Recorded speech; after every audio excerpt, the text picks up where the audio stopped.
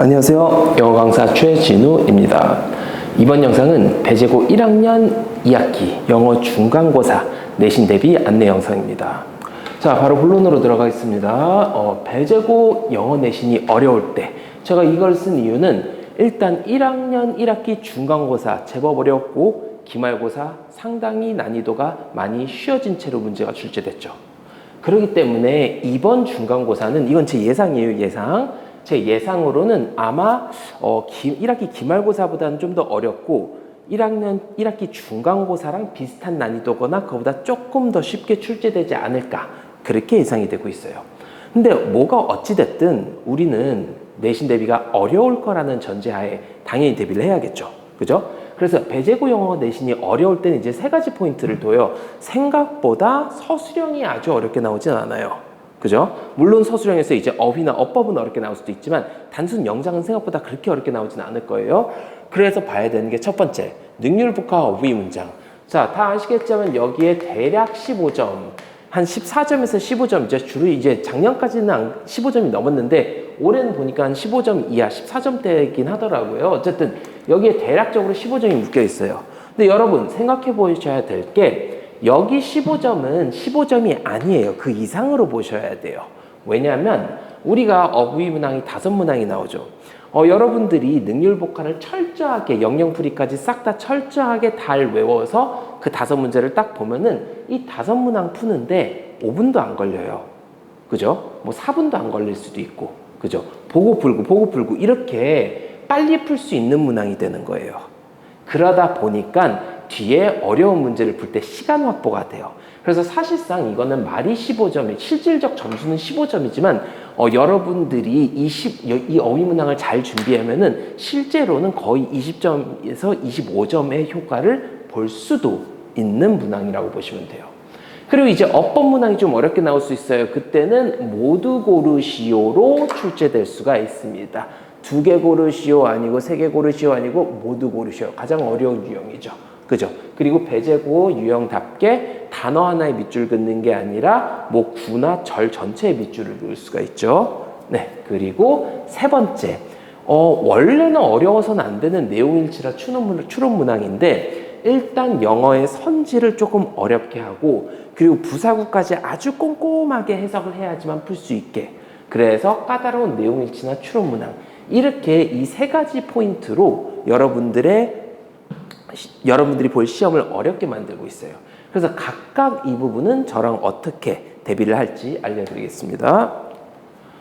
일단 제 자료 시스템을 알려드릴게요. 보시면 아시겠지만 저는 어떤 자료가 제공이 되면 그 자료에 대해서 아이들이 자료가 아무리 좋아도 공부를 안 하면 아무 의미 없죠.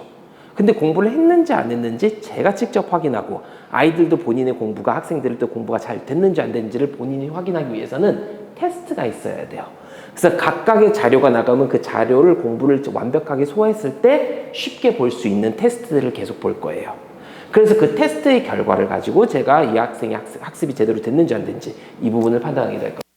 어쨌든 능률복화 재편집. 자, 이거는 제가 1학기 때도 재편집을 했지만 지금 이번 2학기 때는 이거를 조금 더 업그레이드를 하고 있어요. 그래서 능률복화 책을 아예 싹 다 여러분들이 보기 편하게 재편집이 될 겁니다. 그래서 여기에는 영영풀이가 들어갈 거고 그리고 예문이 들어갈 거고 예문의 해석이 들어갈 거고 주요 구동사가 들어갈 거고 그리고 책에 나와 있지 않은 구동사까지 싹 다 들어가서 이거에 대한 재편집 책을 여러분들이 받게 될 거고 그리고 이거에 대한 3단계 테스트를 볼 거예요. 자, 1단계는 첫 번째 가장 단순한 한국말 뜻쓰기 2단계는 영영풀이랑 예문 3단계는 배제고에서 나오는 그 5가지 문제 유형과 유사하게 그렇게 제가 직접 단어책을 계속 뒤져가면서 출제를 할 거예요. 그런 걸 5세트 볼 거예요.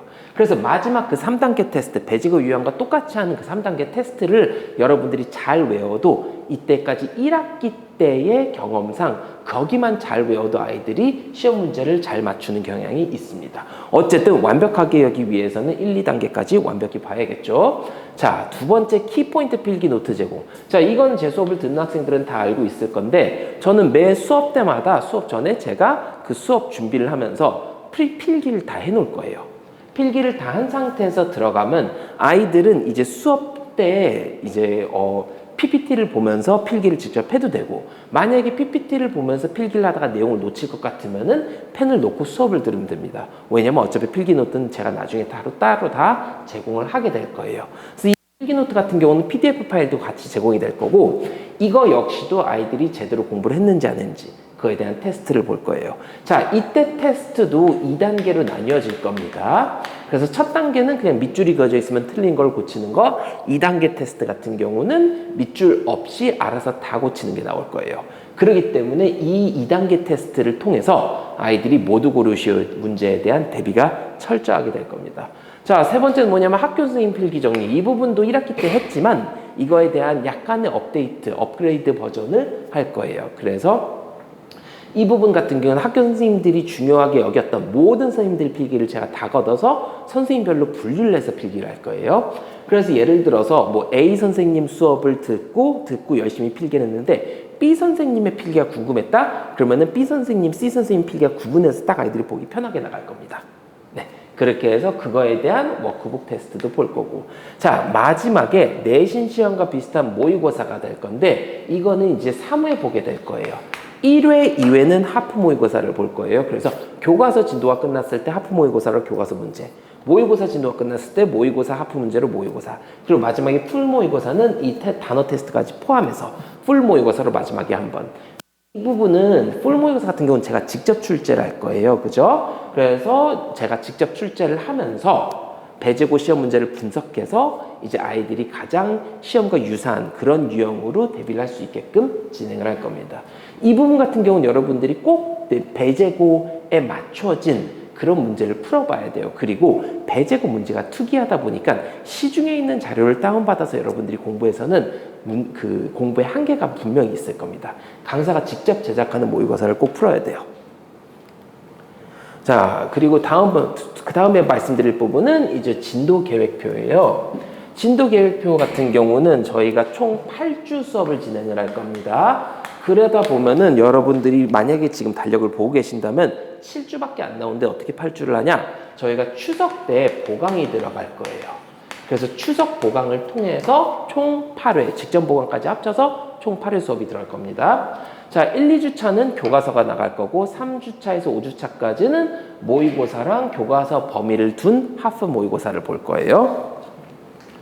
그리고 6주차, 7주차는 교과서 모의고사 복습을 하고 모의고사 범위를 둔 하프 모의고사가 들어갈 거고 8주차에서는 이제 직전 보강과 전체 모의고사를 보게 될 겁니다. 이게 마지막 수업이 되겠죠. 그리고 뭐 이번에 시험 날짜에 따라 중간에 주말이 낀다 그러면 당연히 보강이 추가될 겁니다.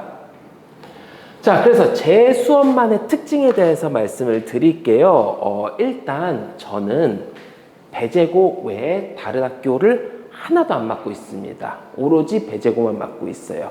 그러다 보니까 이 배제고를 위한 자료를 만들고 다른 학교에 돌리지 않고 반대로 다른 학교의 자료를 가지고 오지도 않고 배제고 시험을 엄청나게 자세히 분석을 하고 배제고만을 위한 그런 차별화된 자료를 학생들이 받게 될 겁니다. 두 번째는 철저한 복습 확인 테스트예요. 말씀드린 대로 자료가 아무리 좋아도 학생들이 그 내용을 숙지했는지 안 했는지 그 부분에 대한 테스트가 이루어지지 않으면 의미가 없기 때문에 복습 테스트가 들어갈 거고 100% 관리. 말씀드린 대로 저는 시간이 매우 많아요. 왜냐하면은 배제고 수업만 하고 있기 때문에. 그래서 그 남는 시간 동안 자료랑 관리에 철저하게 들어갈 거고 관리 같은 경우는 저뿐만 아니라 조교 선생님들도 같이 관리하게 될 겁니다. 자, 일단 수업 시스템은 저희는 주 1회 수업, 주 1회 클리닉, 그래서 기본적으로 2회를 나오게 될 건데 과제가 미흡하거나 아니면은 뭐 시험이 조금 미흡한 경우에는 그 2회가 3회가 될 수도 있고 4회가 될 수도 있습니다. 근데 가능하면 우리 다 같이 2회 안에 끝내도록 노력을 해볼 거고, 자, 그래서 주 1회 수업이에요. 그래서 총 4시간이 될 거고 1시간이 테스트, 3시간이 강의가 들어갈 겁니다. 그리고 클리닉 때는 이제 따로 와서 클리닉을 볼 건데 클리닉 시스템은 이렇게 될 거예요. 제가 클리닉 때까지 봐야 하는 시험과 클리닉 때까지 해와야 하는 과제를 따로 이게 구분해서 낼 거예요. 그럼 학생들은 클리닉 때 오게 됩니다. 오게 되면은 학생들마다 개별 파일이 있을 거예요. 본인의 이름 써 있는 파일을 찾아가지고 거기에 미리 준비된 시험지를 보고 있습니다. 그 사이에 저는 돌아다니면서 그 전 클리닉과 수업 시간 전에 봤던 시험에 대해 채점이 끝난 시험지의 오답을 저랑 학생들이 보게 될 거예요. 그런 식으로 저랑 1대1로 학생들이 잠깐 보면서 이렇게 빈틈없이 모든 부분에 대한 밀착 관리가 될 겁니다. 네, 그런 식으로 수업이 진행된다고 보시면 되고요. 일단 개강 및 수업 시간입니다. 배제고 1학년 반 3개예요. 목요반, 토요반, 일요반. 그래서 시간은 목요반, 토요반 6시부터 10시, 일요반은 2시부터 6시고 개강은 8월 19일 날 개학하잖아요. 그 주에 바로 개강한다고 생각하시면 됩니다. 클리닉 같은 경우는 화요일부터 금요일은 4시부터, 일요일은 6시부터. 제가 끝난 시간은 안 적어뒀죠. 그 이유가 일단 첫 번째, 과제가 만약에 클리닉까지 가야 되는 과제가 안 돼 있으면 일단 기본적으로 그 과제를 다 하고 가야 돼요. 다 하고 가야 하고, 그리고 아이들마다 완벽하게 준비해온 애들은 생각보다 한 1시간 반이면 끝나고 갈 거예요.